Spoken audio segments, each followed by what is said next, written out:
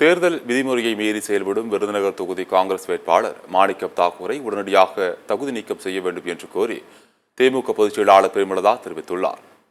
விருதுநகர் மக்களவைத் தொகுதிக்கான தேர்தல் அறிக்கையை தேமுதிக பொதுச் செயலாளர் பிரேமலதா விஜயகாந்த் இன்று வெளியிட்டார். தொடர்ந்து செய்தியாளர்களை சந்தித்த அவர், அதிமுக பொதுச் செயலாளர் எடப்பாடி பழனிசாமி கைகாட்டுபவரே இந்தியாவின் பிரதமர் என்று கூறினார்.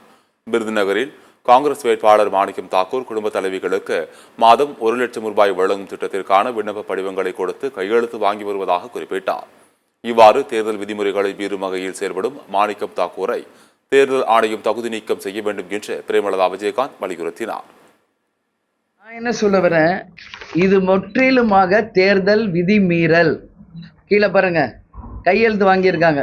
யாரு? முத்துலட்சுமி என்கின்ற ஒரு பெண்மணியிடம். இது ஜஸ்ட் ஒன் சாம்பிள் தான். இந்த மாதிரி தொகுதி முழுக்க பல்வேறு இடங்களில் கையெழுத்து வாங்கி இந்த மாதிரி ஒரு நோட்டீஸை வீடு வீடாக விநியோகிச்சிருக்காங்க. ஒரு 10 ஆண்டு காலம் ஒரு எம்பியாக இருந்தவருக்கு அட்லீஸ்ட் ஒரு பேசிக் நாலேஜ் வேணும். ஒரு வேட்பாளராக இருப்பவர்கள் மிக பொதுவெளியில இதை செய்யக்கூடாது.